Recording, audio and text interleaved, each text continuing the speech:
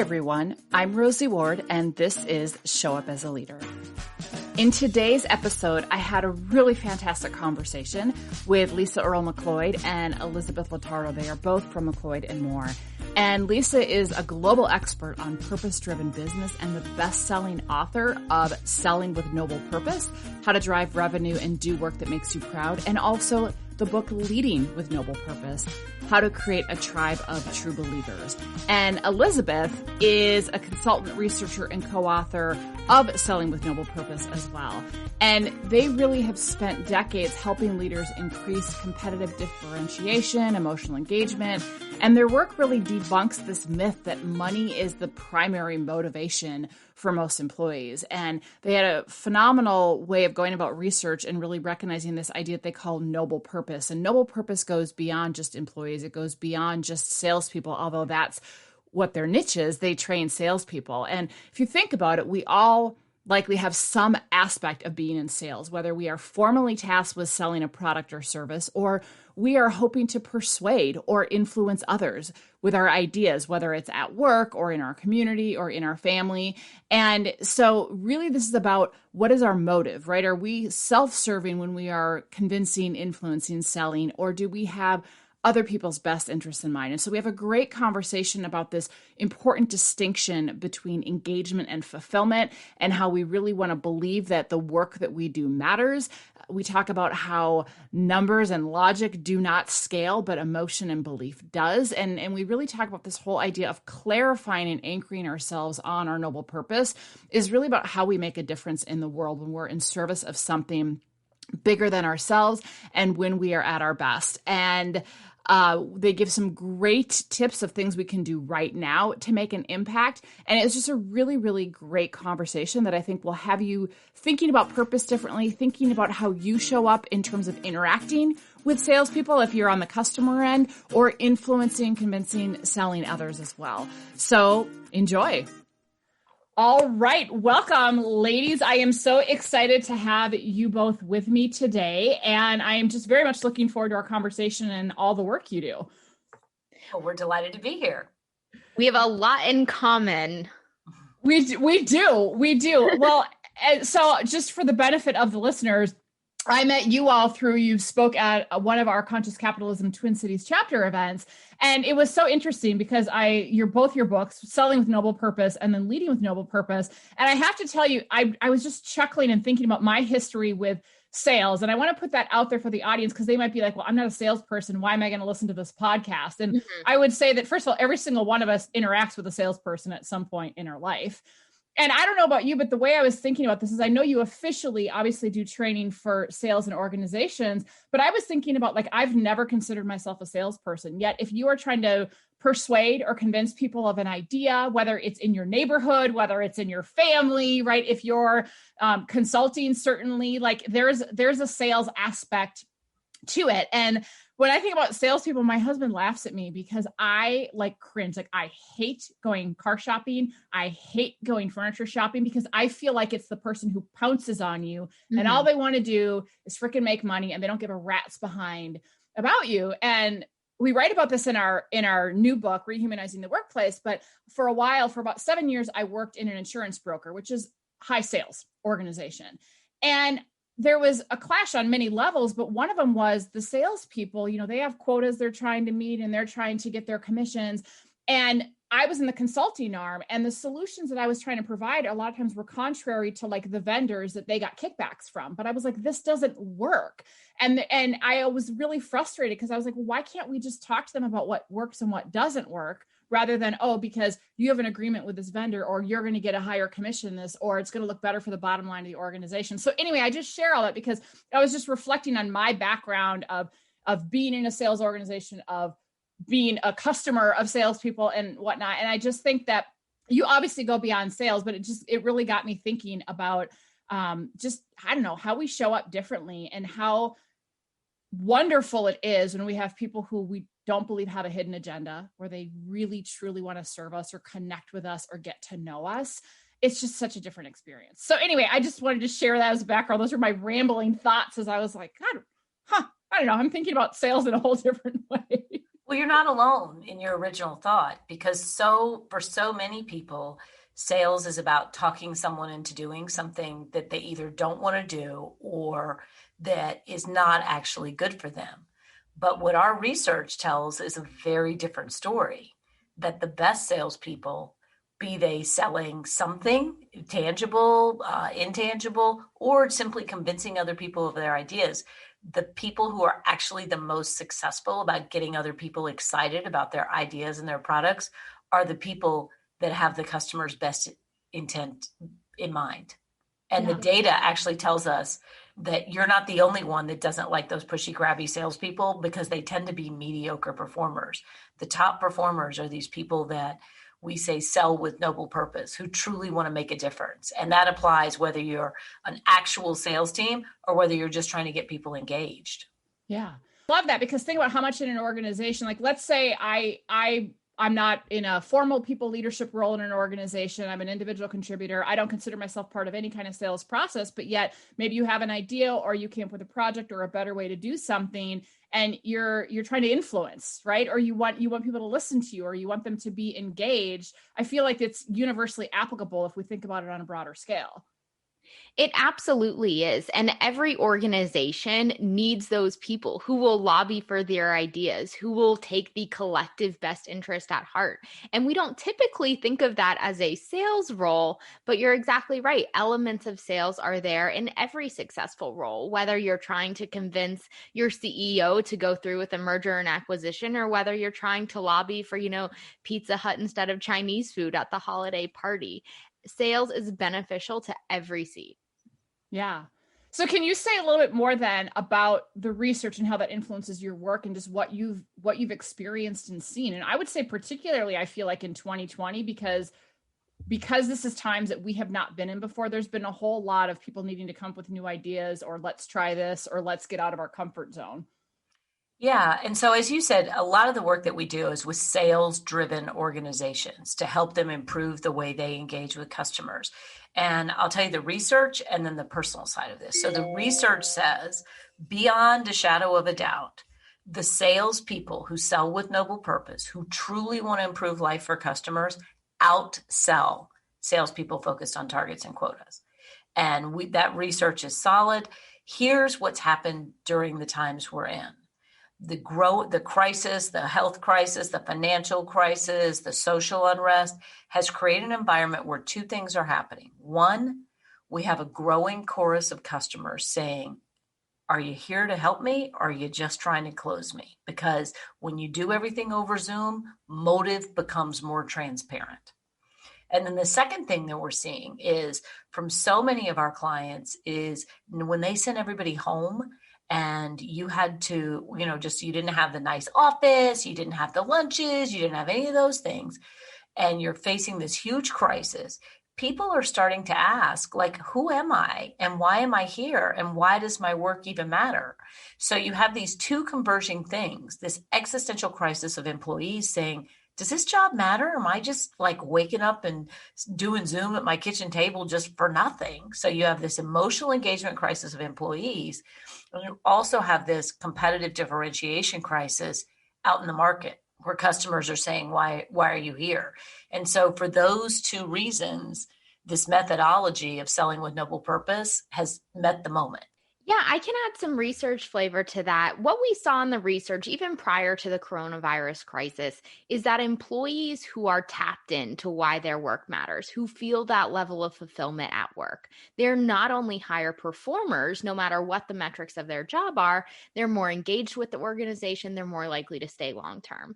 The concurrent crises that Lisa spoke about has dramatically expedited that difference between an engaged employee and someone who's not engaged, because the things that we were using to engage people, the foosball tables, the free lunches, all these perks, those all got stripped away. And when they were stripped away, if you didn't feel an emotional connection to your work, whether you're formally in sales or not, there was nothing really left. So what we're seeing is that the coronavirus crises and the subsequent things that have come out from that have proven it in even more dramatic ways what the research was telling us for the last decade or so, which is that purpose translates to not only better profitability for an organization, but more engagement, more retention, better opportunities for philanthropy, all of those other metrics.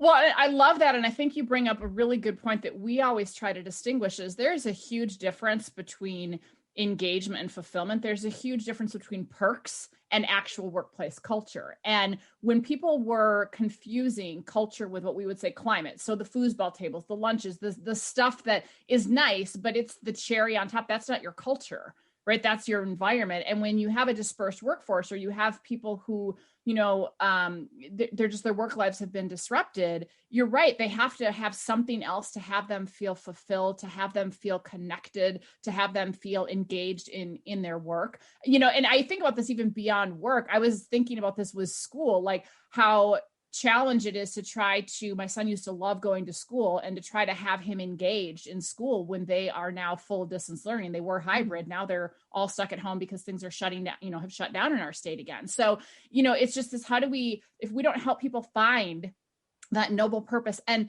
connect to it, and I would say reconnect to it, not just like, oh, we found it once, we're one and done. And so can you speak a little bit more to what the heck this noble purpose is? So in our vernacular, your noble purpose is how you make a difference to customers. Plain and simple. And what the research tells us is that, so there was some interesting research from Michigan State University. And what it showed was sellers who have this noble purpose, clarity about how they make a difference to customers, and they're thinking about it every single day, they have greater tenacity and greater resilience, and they can bounce back from failures, more so than people who are tethered to a financial goal. And so when you think about your noble purpose, how do I make a difference is going to be a very different driver for your day than if you wake up every day and say, how can I hit my production targets? The boss may think you need to wake up every day and think, how can I hit my production targets? But what the data tells us, and it matches our own experience, let's be honest here, is that if I wake up thinking, how am I going to hit my production targets? I'm internally focused. When things go wrong, I'm going to have a hissy fit because I don't know how to deal with it. But when human beings are in the service of something bigger than themselves, and in the business vernacular, your customers and your teammates, that's when we're at our best. And so the leadership job is to pull that front and center. And if your leaders aren't doing it, your job is to look at your work and say, how does this make a difference to real live human beings? Because that's going to be the through line, the things that get you out of bed on the days when you say, oh God, another day of Zoom, I can't stand it. Yeah. Well, I love that because for so many reasons, but I think about, we do a lot of work with organizations to help them articulate their purpose or their why, and then to take their values, if they have not articulated them, and actually operationalize them. Like, what are the key behaviors? Because so many organizations get stuck there. And I've been doing that work much more on the individual level with, I'm a certified Dare to Lead facilitator with Brene Brown, and doing that work. And there's so much congruence. And I think if you look at 2020, I feel like the individuals and the organizations that have had that clear sense of purpose, like you say, noble purpose, where they know how to make a difference. They know who they are. They know what makes them tick. That has allowed them to honor the word of 2020, pivot, right? So like pivot their business, pivot how they show up, pivot who they're being in their lives, because we call it like a lighthouse. It anchors like a lighthouse. It's like, okay, it provides that calm in the midst of the storm and helps you kind of know where to go when everything around you is chaotic and swirling. And so I love that on so many levels. And I think that when we hit crises, it really shows us who we're made of as individuals and collectively as organizations. And I think you're seeing that, and you start to know, does this person really care about me? Or are they just trying to take advantage of the situation? Or does this organization actually have my best interest at heart? Or are they just viewing me as a number? So I love that. So can you say a little bit more? I know you have some great stories about what's a key difference between like someone who's clarified their noble purpose and how that guides them versus someone who either hasn't clarified that or is numbers or self-driven. Absolutely. So we work with I'll give you an example, a commercial bank in the Atlanta area called Atlantic Capital Bank. And collectively, they've identified their noble purpose as we fuel prosperity. And here's how it shows up differently in their organization. If you've ever had a commercial loan or even a personal loan, you've probably had the experience of walking into a bank and having a very tactical conversation. What is your loan for? Here's a lot of specs about what we can do on interest rates and down payments and terms and things like that. And the conversation gets tactical really quickly because that person is usually focused inward on what they can sell you, on the products that they have. If your noble purpose is we fuel prosperity, your discovery conversation looks very different. Instead of diving right into here's the rate we can offer you, here's how it compares to the bank across the street, their bankers are asking questions like, what does prosperity mean to you? If you are able to create a prosperous business, what would that enable you to do for your community? How does the organization's prosperity impact your employees? How does it impact you personally? And we're having this different conversation, not necessarily about a commercial loan, but about why that loan matters and what it's going to enable an organization to do. So to use your word, having a different lighthouse, a different North Star, prompts a series of behaviors that are very different than the traditionally transactional sales that we see so often. And so one of the things you can do is you think about, as Elizabeth described that, it's not without coincidence that they were voted a best bank of the year, that the CEO was on the cover of American Banker, that their earnings skyrocketed. Take that example where you have a banker saying, my purpose with this customer is to fuel their prosperity, and flip it and say, you work for a software company, you work for an accounting firm, you work for a pharmaceutical company. And if your purpose is some improvement for the customer, you go from that transactional salesperson that you describe on the car lot where they look at you and they go, how much money can I make on this one? You go from that transactional seller to a strategic partner of that customer, because the end game is not just about the sale. The end game is improving the customer's condition, and you're using your solution to do that. And so that's why a lot of the companies that we work with have quite quickly, in the course of 12 and 24 months, seen huge increases in revenue, big competitive differentiation in the market, and the and here is really important, greater emotional engagement with their team, where they start to win best place to work awards. Because usually what happens is people go down this emotional engagement path and they lose their market differentiation, or they go down that drive revenue path and the employees feel like they work, at some workhouse from Charles Dickens.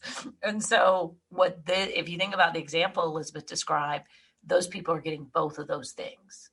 The banker is doing something meaningful with the emotional engagement for themselves because they're making a difference, and the customer is having this very differentiated experience. Well, yeah, and you can feel it, right? As a customer and as an employee, absolutely. And what it makes me think of is we leverage some of the awesome work from the Arbinger Institute, and they talk about having an inward mindset versus an outward mindset, right? So inward mindset, it's all about me, my needs, my objectives, my challenges. And I think certainly prior to 2020, there was a lot of that going on. But I think when the challenges of 2020, you see individuals, you see organizations kind of getting into that very me focus, versus an outward mindset is looking at what's the impact I'm having on other people. Like, am I making a positive impact? Am I making a difference? And I see other people as human beings that have their own needs, objectives, and challenges. So that example of the bank, it's like, well, what does this mean to you? And what are you wanting to achieve? What are your needs? What are your objectives? What are the challenges you're facing? And I think, even for us as a business, when we've had to pivot for our current clients and even taking on new business during this time, it's been like, well, what is it that right now, like, I know we have this in our contract, but like 2020 has thrown us 5 million curveballs. What matters most now? And how can we get creative and figure out, can we help you do that? Or is that outside of our wheelhouse? And do we need to readjust and find you someone else and be really realistic? And I think those conversations strengthen relationships and they strengthen trust, I feel like, because and they do it on so many levels. And in the organization, or even within like your communities. I mean, let's just go into do you wear a mask or don't you wear a mask? Well, inward mindset is, no, I'm not going to wear a mask because you're taking away my freedoms. Outward is like, let's look at the data. Let's look at the science. I'm looking at other people beyond just my own inconvenience type of thing. And so I just think that everything you're talking about, it's really, can we turn our lens outward and really start to see the impact we're having in other people? And can we anchor that off of a clear sense of who we are and our own purpose? Yeah. And this is the age-old human challenge, that we tend to focus on ourselves. But one of the things that companies can do is you're going to have, our research has shown, you're going to have a certain percentage of people who are what we call these noble purpose performers. They're high performers. They're there to make a difference. You're also going to have low performers, but where the company really can get traction is in the middle. It's not enough to just say, let's not think about ourselves. You have to have absolute clarity about, here is how we are improving life for customers, like the bank did. We've worked with a concrete company that's done this.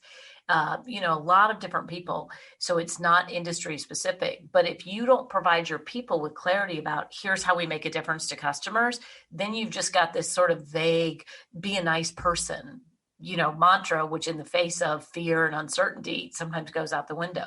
What were you going to add, Elizabeth? I was going to echo that same point. It's easy for us all to sit here in the comfort of our home offices and say we need to look outward, right? All three of us have successfully run consulting firms, but that's really tough on a day-to-day basis. It's tough for salespeople. It's become even more challenging in the face of great uncertainty. And the more vague a purpose is, the less likely it is to get traction, because we don't have the emotional energy or the intellectual bandwidth at this moment to start to unpack these things. We need the help of an organization to show us how we're making a difference. So when we do get into that frantic, fear-based mindset, we have something clear to tether us to, instead of feeling like, I'm not supposed to feel this way, but I don't know how to not feel this way. And one of the things we saw, I didn't realize it was the warm-up and the precursor to the current environment, but one of the things that we saw very clearly in the recession, everyone was hit by the recession, but the firms who had clarity of a customer-driven purpose bounced back and outperformed the market by about 350%. And it's not because they didn't suffer the economic setbacks, but that clarity of purpose sustained them. And so one of the things we tell our clients is, if you don't have it now, listen to that Chinese proverb. Best time to plant a tree was 20 years ago. Second best time is today. Yeah. Well, it's interesting because one of the clients that we write about in our book, we did a lot of work with them to clarify their purpose. And albeit there's some employees that have found it really, really helpful and rallied, and some are like, I don't get it, and they're not feeling connected to it. And I think that gets into, on a day in, day out basis, are your people leaders helping people connect to it? Or are people taking their own responsibility to look at their own personal purpose and how they connect to it? But that aside, their CEO has said consistently that if we hadn't done this work, 2020 would be so much harder. I can't even imagine and they're an essential business. So they've had to completely pivot, and they have massive safety concerns where, like, they have to have two people, but yet you have to keep distance, and just really reconfiguring how do they do their business. And you have people who maybe aren't very technologically savvy and all this different stuff. And they're like, if we had not had our why and our hows, or our purpose and our values to anchor us, and all the work we've done to give people a common language and a common way of showing up differently, it would be night and day for sure. Absolutely. And I think, to go back to what you said earlier in this conversation, making them really behavioral. We all know organizations who have a lot of values, or organizations who have a purpose even, that doesn't really mean anything. There's a famous example of Enron having integrity etched in marble in their lobby. And we all know how that turned out. But I think now what your client has seen, and what a lot of organizations have seen, is that when those things, a purpose, values, these behavior or guardrails, are truly baked into a culture, it makes those quick decisions a lot easier, because it provides you some guardrails on what you're supposed to be doing and what you're supposed to be working for.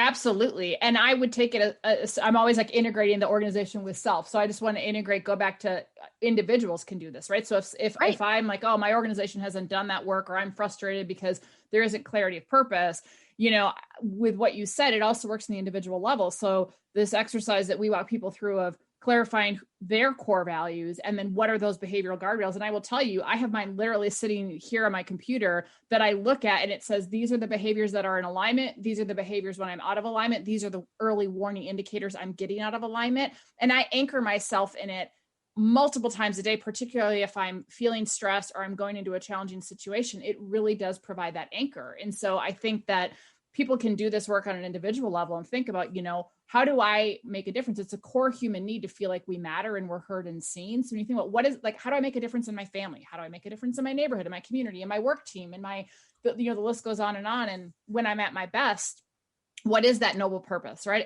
And how are those behaviors? And just start to really think about, who are we when we're at that best? And what do we need for that version of ourselves to show up? I think that's work we can all do regardless of the role that we have within an organization as well.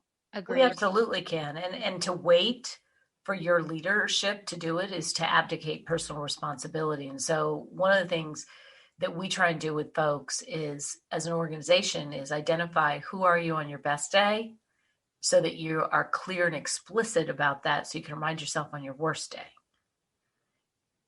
And if it's not explicit, you'll forget.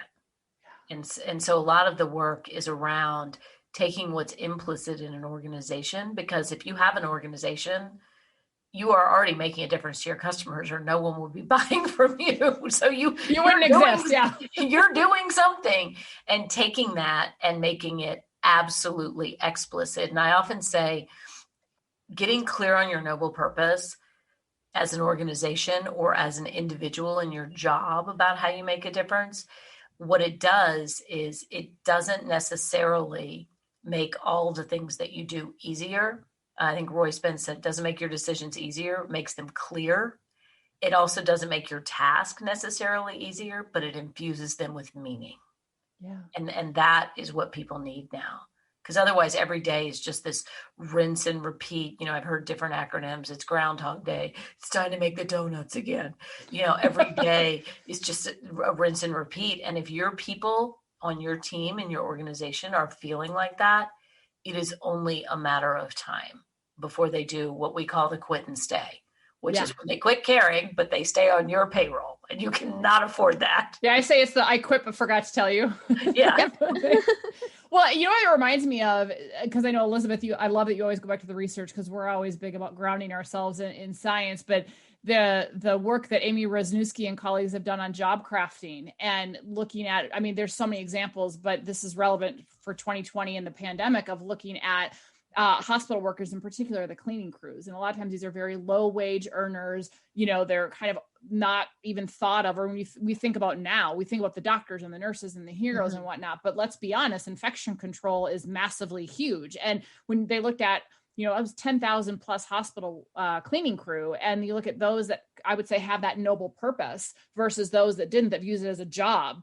Like, oh, I'm just here to clean, doesn't matter, whatever, versus those that had a purpose, actually saw themselves as a critical part of the care team. And they'd be in, and people might be in a coma or an ICU, but they would talk to them, or they would change the flowers, or they really viewed that they were an essential part of that team, which they are. And it made a night and day of how they showed up, how they cared for the patients, whether the patients were conscious or not, the care that they took even with cleaning. It makes a huge difference. I think that there's a lot of previously thankless jobs that have now become the quote unquote essential jobs that we're now recognizing. Wow, like these people matter profoundly, and what they do contributes to our livelihood, our well-being, our society. So I just believe that we all have the ability to find fulfillment in our lives and in our work. And to your point, Lisa, we can't sit back and wait for someone else, quote unquote, more qualified or with the title, abdicate that responsibility. Like, we can figure out what fulfills us, what makes us tick,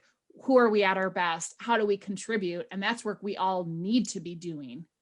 Yeah, I would say about that cleaning crew, the data, I read some of that work, the data on how they behave is so just different in terms of the million little things. But the other thing is, how do they feel when they go home at night? That crew that feels like this is meaningful is having a completely different work experience. And one of the things I often say is, you don't have to change your life per se, but you can change the way you feel about it. Yeah. And when you put that sense of noble purpose at the front and center, and you look at your actions through the lens of how they affect others, you will absolutely enjoy your life more. There's some really interesting research that's related to that from Adam Grant. I don't know if you've explored this about the call center study, where he took two groups of student employees, both of whose job it was to call alumni and solicit donations. So you can imagine these people are met with a good bit of rejection, right? They're calling in the middle of a student debt crisis to people who are trying to eat dinner, asking for donations to a school they no longer attend.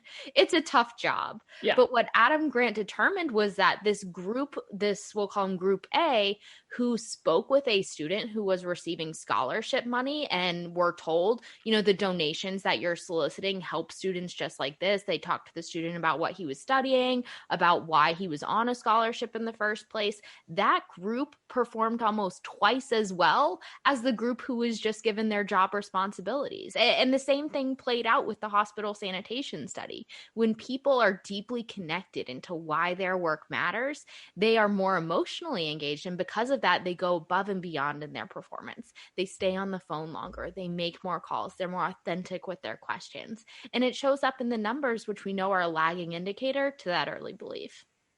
Well, that even gets into a whole other conversation we could have about, are we measuring the right things, right? Because so often we're not measuring the right things, or what we measure leads us to circumvent that stuff, right? Mm-hmm. Like, how many calls did you get done, or how much of this did you get done, versus how do you know on a day in, day out basis, or weekly basis, or monthly basis, are you having the impact? Are you serving your purpose? Are you showing up well? And I think those are things that hopefully people are paying attention to more. But yeah, it's hugely different. And the other thing it made me think of when Lisa, when you were talking about the hospital cleaning crew as well, I think about things that like we can do. Like, I know that I don't think I ever used to thank the person at the grocery store that was checking me out. But like when the pandemic hit, I'm like, thank you for being here, and thank you for what you do. Like, I think that sometimes we forget to thank people or let them know that they matter. Or, we are fortunate enough that we have an amazing cleaning crew that comes every 2 weeks. And I periodically try to remind them, like, you don't just clean the house, like you doing what you do frees me up hours of my time that I can be with my family, that I can show up with my community. And so what you're giving me is the gift of time. What you're giving me is the gift of precious time with my family. Like, and maybe that's not how they view their work, but that's how I view their work. And so I just think that there's ways that we can let people know the impact that they're having in our lives, because I think sometimes we do get taken for granted, or people might lose sight of that. So I think that not just do we need to figure that out for ourselves, but I think that's a gift that in this gift giving season that we could give other people, right?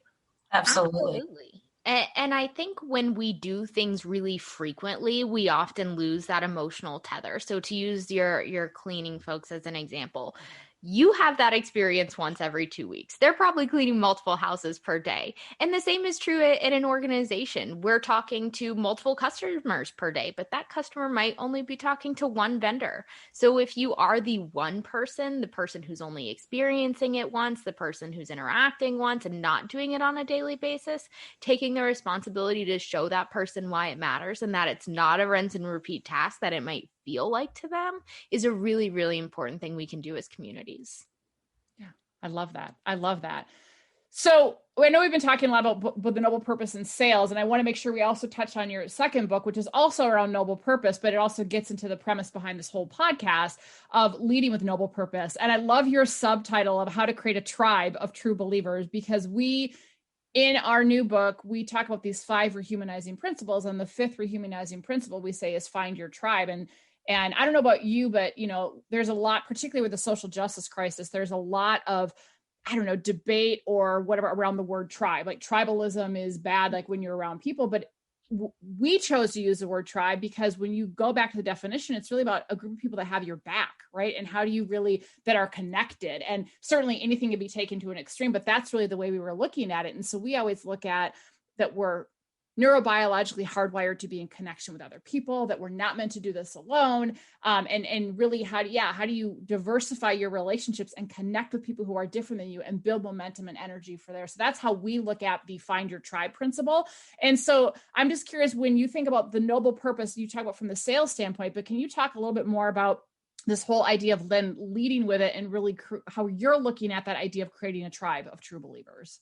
So when we say true believers, what we mean is people who believe that their work matters, that your company makes a difference. And so one of the things that is really crucial is numbers and logic do not scale.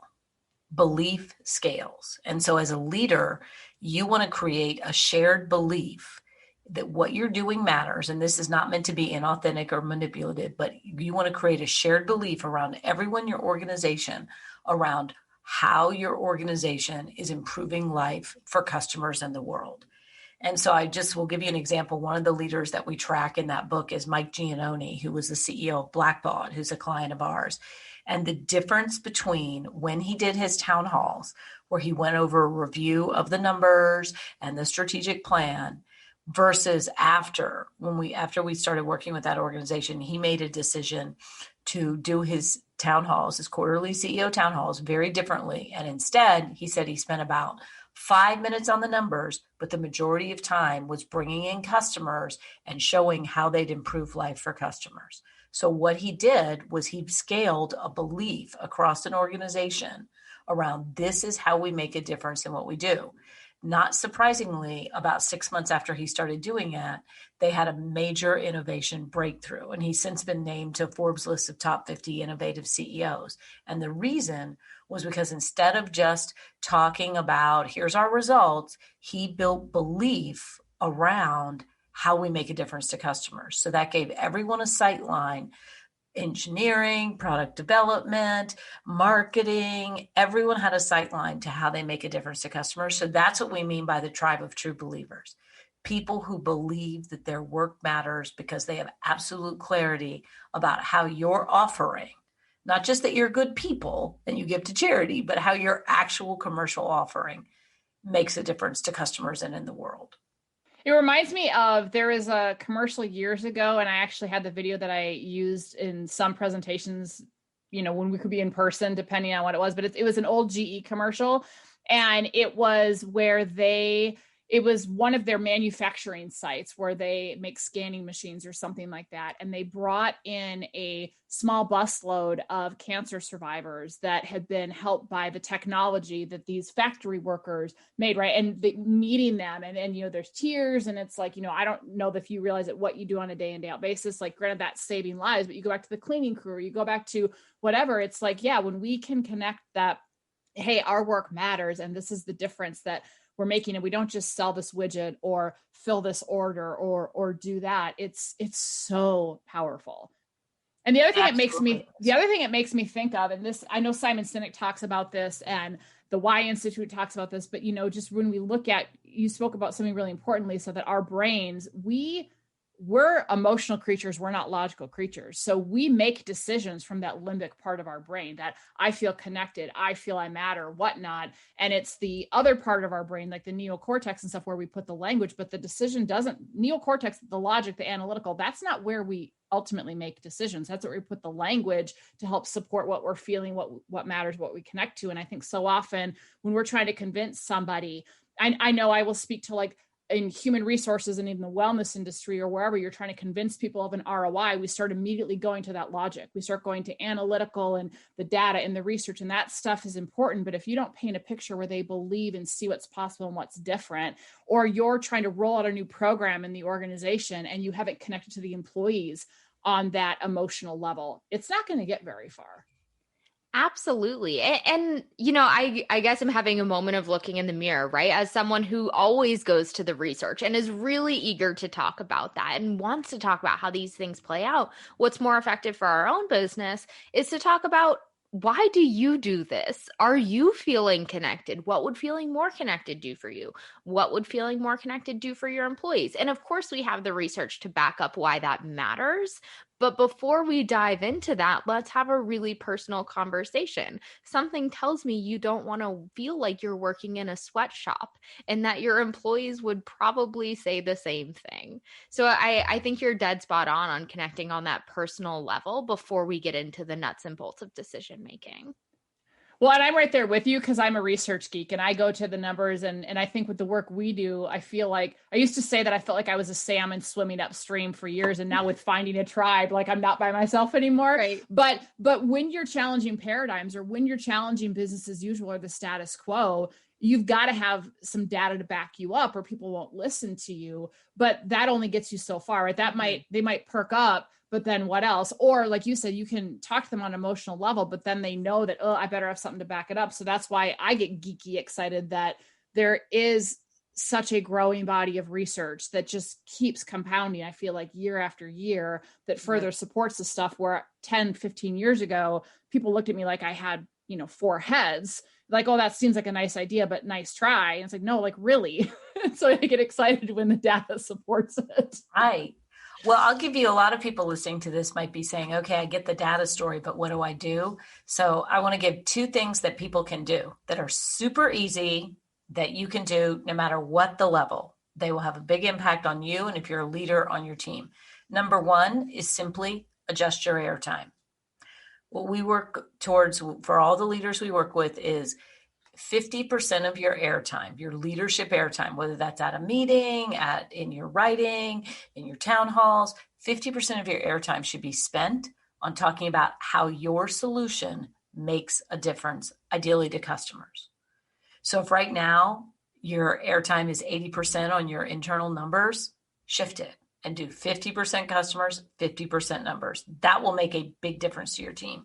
And then the second thing you can do is you can ask what we call the game-changing question, which is this. If you're in any situation, you're considering a new opportunity, someone's about to go on a sales call, you're making a strategic decision for your company, you're about to do a single task as an employee, ask this one question. How will the customer be different as a result of doing business with us? That will take you from that inward self-focus to an outward focus. So if you're about to serve the customer a frozen yogurt, or you're about to make a huge mergers and acquisition decision, that question will work at every one of those levels. And so what we find is the key thing is translating these ideas into action. And so those 2 things, looking at your leadership airtime and getting at least half of it focused on external impact, and then asking that one single question, that's how you start to shift the culture of the company. I love that. And it makes me think of like every shopping experience I've ever had. There's times where you might go into a small business or maybe it's a national chain or whatever, but you go into a store and I'll sometimes go, gosh, those people hate their lives. Like you can just tell that they're miserable. Really obvious. Or you can go, wow, like that was such a pleasant experience. Or I will say like even some of the restaurants we frequent because we've developed a relationship with favorite servers that, you know what, you can tell that they're there to make it a great experience. And, they probably do that for everybody, but you feel like you connect with them. And, even during the pandemic, I'm like, I want to find out where they are and send them like, these are the tips we would have given you, but we can't go to restaurants and stuff. Like it makes such a profound difference of where you're going to spend your money, where you're going to spend your time, where you're going to frequent because of how you feel and versus, oh, you don't matter or who cares. And to tie it back to sales even, we see a lot of organizations recognize how the subconscious leaks out in body language, in tone of voice, in questioning. And a lot of organizations have decided, okay, we're going to train our sales team in body language and we're going to train them in tone of voice and we're going to train them in questioning. But what is much more authentic and easier is to make sure that core belief is there. So you don't have to worry about all these micro subconscious signals that we're talking about. Because when someone does have that core belief, they don't need body language training and they don't need tone of voice training. And a lot of times they don't even need as deep as sales training because they're naturally inclined to ask deeper questions and forge more close-knit relationships. Oh, for sure. I would piggyback on that is, we always talk about the inner game versus the outer game of leadership. And I think that when we think about showing up as the best version of ourselves or making that positive impact, I think that if we're paying attention to, like you said, Lisa, I'm having an off day. And so I know when I'm having an off day, I have to pause more, I have to listen more, or I have to push some things off, or I know that it's self-awareness 101, right? Followed by self-management 101. All that goes before my body language will follow that stuff. And so I want to transition, but these are questions I ask every guest, but this speaks to that. Everyone has an off day that you said, Lisa. And one of the things that I'm always curious about for my guests that I would love both of you to answer is, what is a self-limiting story you tell yourself? And how do you move beyond it so that you can still show up as a leader in your life? So a self-limiting story that I had told myself for years was that a lot of people in finance and CEOs don't care about this stuff. That was a self-limiting story that I told myself for a long time. And so what happened was then I would, just like Elizabeth said, lead with all the data. Look. See, I'm proving it. Here's the numbers. And it took me a while to realize that that belief that I had, that I'm the only one that really gets this and they don't care, that was in my head. And that was like way old of a belief. And that I had to really let go of that and start speaking my truth as I knew it. And that just speaking from my heart and my own truth would be enough for people to lean in. Because I didn't really believe that. I thought I had to have all this proof. And the proof is nice. But what I found was when I got more confidence to just speak what was my own lived experience, and what I had observed and what was in my heart, that I could step into bolder leadership. And I do not do this 100% of the time, I will confess. But when I do it and it's getting to be more, it's better. Elizabeth? Mine is really similar to Lisa's. I got into consulting very young. I was only 25 when I started, and I had a lot of self-limiting beliefs around experience and credibility. And I think what 2020 has shown me was a lot of that was in my own head, because no one has experience navigating a pandemic unless you're 100. And I actually do have a master's degree, but I was always self-conscious that it was online. And now everything is online, and those are becoming a lot more legitimate. So I think as people listening are maybe doubting their own ideas, doubting their ability to speak into this larger thing called purpose, know that this is all a work in progress for everybody. And no matter where you are on the experience threshold, your experience is valid, and we need your voice in this conversation. I love it. Well, and I think so many people can resonate with that, because I will tell you, I coach all kinds of people and leaders who have that imposter syndrome or feel that, right? Like, oh, they're not going to listen to me, or who am I, or whatnot. And so I love what you just shared, Elizabeth, because I do think that 2020 has illuminated, like, how do you innovate in a company? You're doing something you haven't done before, which means no one has that experience. You're trying something. And I know even for myself, I'm chuckling as I'm listening to both of you, because the people who know me this won't be a surprise to them, but I used to joke that with all the letters I have after my name, that I really can replace them all with just 4, QMSU. I'm the queen of making shit up. And that's what I always would say I am, because it's like, well, I read stuff, or I know this. But the reality is it's just going, you know what, let's try this. And that's called innovation. And I think that we can get into that self-deprecating versus, well, we don't have to be perfect at something. We can learn from it and we can grow. And I love, Lisa, what you shared about just showing up as your authentic self is so, so powerful. And that takes a lot of courage to do. Huge amount of courage. So next question I want to ask each of you, and then we're going to move into rapid fire, is what is one impactful way that you are showing up as a leader these days, both in your professional life and your personal life? I can go first, since Lisa had the courage to go first on the last one. So we had been doing a lot of in-person events, I'm sure like you, prior to coronavirus. And we had done some virtual work, and we had partnered with LinkedIn Learning. I would say virtual was probably 35% of our business. When the coronavirus started, Lisa and I were both really challenged to repivot our business and create really engaging virtual experiences. And I think something that I'm proud of myself for, and proud of Lisa for also, is having the courage to step into the unknown, like every business is doing.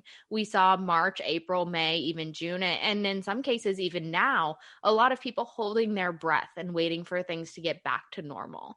And what we know is that's not going to happen. And even if we had a magic wand to erase coronavirus, we have fundamentally changed as industries, as businesses, as people. And I think one thing our business did very well was step into that space quickly and not hesitate. Mm-hmm. Yeah, I would echo that. And I think for me, it maybe is even more personal. One, I listened to Elizabeth and she said, quit being so slow. You have to do this. And I was like, okay. And hopefully a nicer tone, but it was a very stressful It was time. a nicer tone, but it was much nicer. But I think one thing that I'm doing is taking that same energy to our senior leaders that we work with. And I am proud of the way that I have been able to ask them questions with grace and kindness, but real deep questions about how do you think your team is experiencing their job now? What would it look like if they could experience it differently?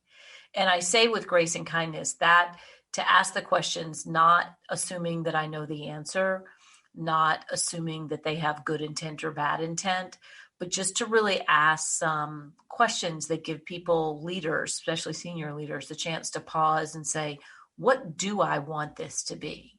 And that, for me to be able to do that with a lot of confidence and also being okay that I don't know the answer for them, that has been something that's been really powerful. Asking a good question or asking a question that creates a space for people to think or stretches their thinking is way more impactful than, oh, I'm coming with the answers. So I love that you're engaging in an authentic conversation, but it also sparks people to think. And I personally think that's way more valuable than, here, let me come in and give you information. Like, no.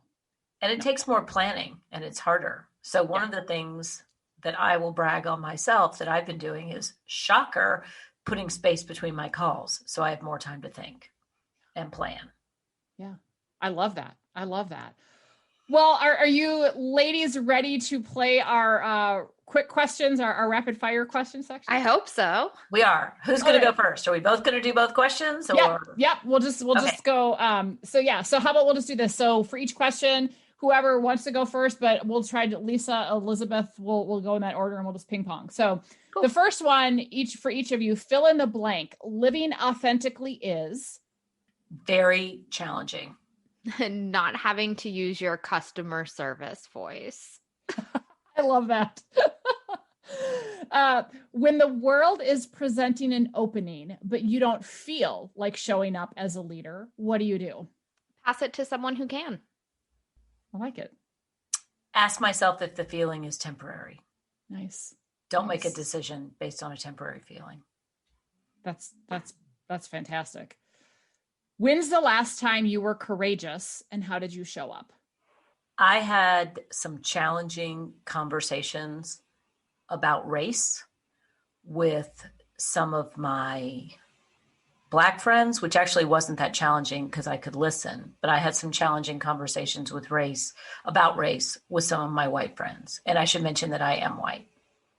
Kudos to you, right? I always go back to Brene in this space, but she always says, at some point, the people who've been doing the oppressing, whether we personally have, but we're all three of us are white women, right? Mm-hmm. And the more positions of privilege we have, we need to be leaning into these uncomfortable conversations. So kudos to you for that. I didn't say it went well, but I did it.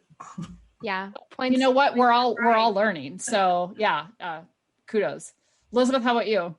Well, that's a tough act to follow. And I think folks listening may be having the same experience of, I don't know if what I would if what I'm doing would be described as necessarily courageous. People attach a lot to that word. But I think to show up as your fully engaged self for work, which I try to do on most days, and to operate with confidence in the face of uncertainty is an act of courage. Whether you are leading your own business, whether you are leading your family, whether you are leading a small team, you showing up as your authentic self, recognizing, I don't know what's going to happen 6 months from now, but I'm going to do my best. Getting out of bed is a courageous act. So I'm hardly giving myself a trophy for that, but I think a lot of people are probably feeling very thin and not recognizing how much emotional labor they are doing on a daily basis. Oh, absolutely. I think people are exhausted. So sometimes to just keep going is a huge act of courage. Absolutely. Absolutely. What's something people would be surprised to know about you? That I used to be a gymnast with Sandra Bullock. No way. Isn't that such a cool story? That's very cool. What was your go-to event? Balance beam. Nice. And I Very. will tell you, she was as funny in high school as she is now. She's an authentic person. I'm sure she's gone through her tribulations, but. That's funny. All right. Fun fact. I came in second for a world record when I was in elementary school for the world's largest finger painting. One of my friends and I organized this like huge finger painting event at Relay for Life, obviously with the help of our parents. And we were beaten out by a small margin by a town in Brazil who made a finger painting that was like 2 feet bigger than ours. But Oh, funny. What was the finger painting of? it was for a Relay for Life event. So it was like the ribbons, and then we had these like hearts inside of each other. It wasn't very dramatic, but hundreds of people participated in it. And it literally took up this entire gymnasium, but it was just a tiny bit too short for that world record moment. And be honest, it wasn't about Relay for Life. It was about you getting in the world Guinness Book. Yeah, we wanted record. to be in the world record book. Our whole class did. Right? And Of course you did as a kid. Of course You you did. couldn't grow the giant fingernails, so this was it. You were right, robbed of it. exactly. Darn I it. felt like this one was one I could do, and apparently it was very, very close.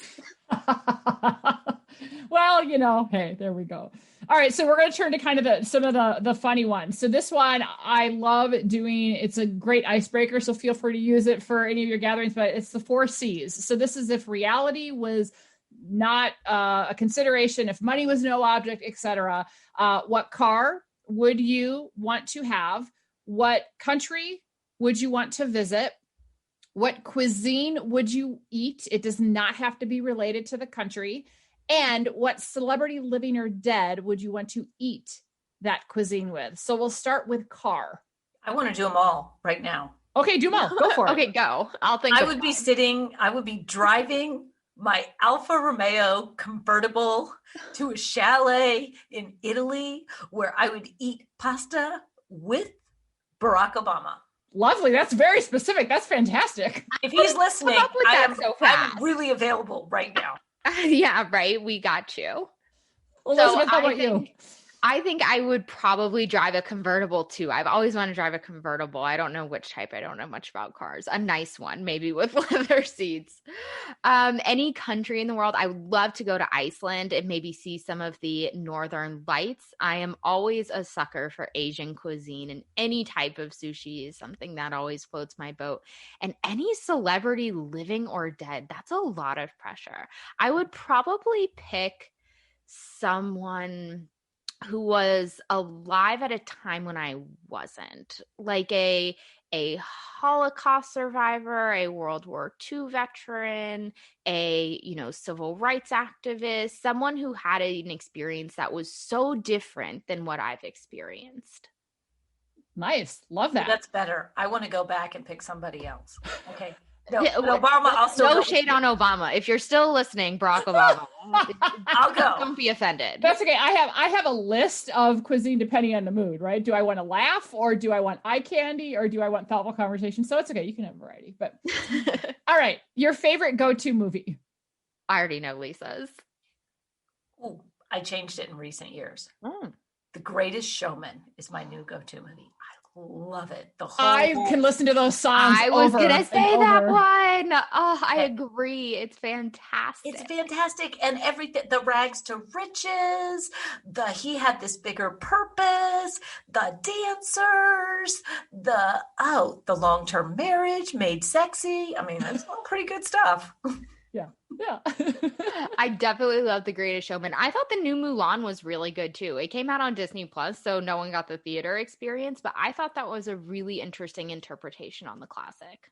I've seen it show up on my Disney Plus. I haven't seen it yet, so maybe now that someone has endorsed it, I will have to give it a go. Your go-to song? Dancing Queen. Love it. So I listen to Blink-182 songs when I'm writing, which is the band I listened to in high school, and I love all of their albums. No favorite. Got it. Okay. How about your signature dance move? Probably something cringy for me. Some awkward swaying would be my signature dance move. Yeah, I'm still waiting for the day they bring back the bump. The bump. I love it. That's fantastic. Sway and bump. In another life, your job or career would be? I would run a global conglomerate of preschools. Ooh. I would be Maria Montessori and franchise. Nice. I think I would run a home makeover service, but like a scrappy on the budget HGTV style one. Very fun. Very fun. What's something you can't live without? My phone. Is that too millennial of me? Nah. My cat. Sleep. Yeah. I found out that one the hard way. Yes, sleep is critical. Something in your ordinary daily life that makes your heart happy. Daily Harvest smoothies. I was going to say iced espresso. We both have morning beverage preferences. Hey, I like it. I like it. And last but not least, what are you grateful for right now? I'm grateful for a lot. I'm really grateful that we had the kind of business that we could pivot. Because a lot of the principles that we espouse are based on what I learned 10 years ago when we had a business that went bankrupt. So I'm grateful that I'm not lying awake at night worrying about whether I can feed my family, because I've been there and it sucks.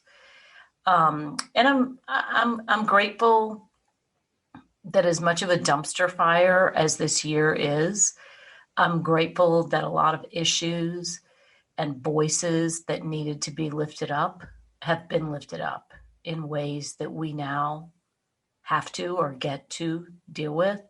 And I'm really grateful that the arc of the universe does seem to be bending, however slowly.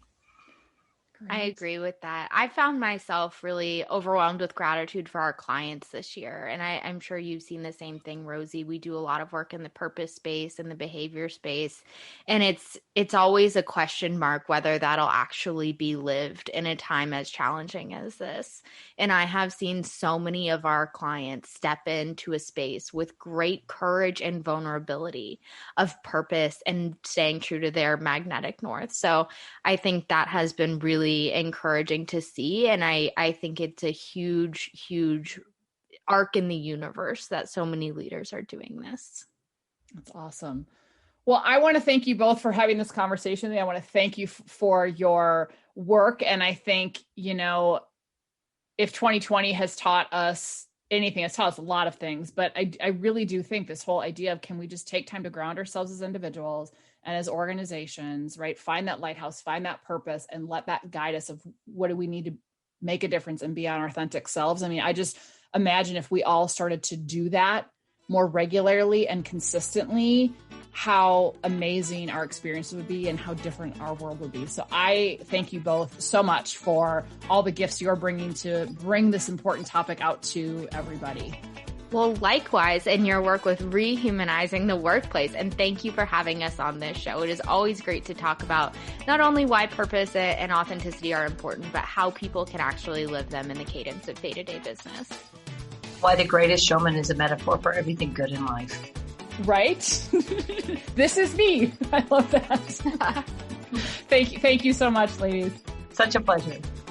Thank you so much for listening to Show Up as a Leader. If you haven't yet subscribed, you can find us on Apple Podcasts, Spotify, or anywhere else you get your podcasts.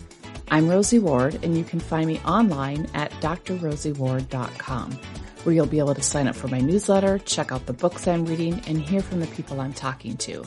You can also get more information on what I'm up to professionally, including my coaching and speaking services. You can also find me on LinkedIn at rward, Facebook and Instagram at Dr. Rosie Ward, or email me at rosie@drrosieward.com. And I just want to remind you to remember that you have the choice every day to show up as a leader. So choose courage over comfort, embrace your humanity, and never, ever dull your sparkle. Take care, everyone.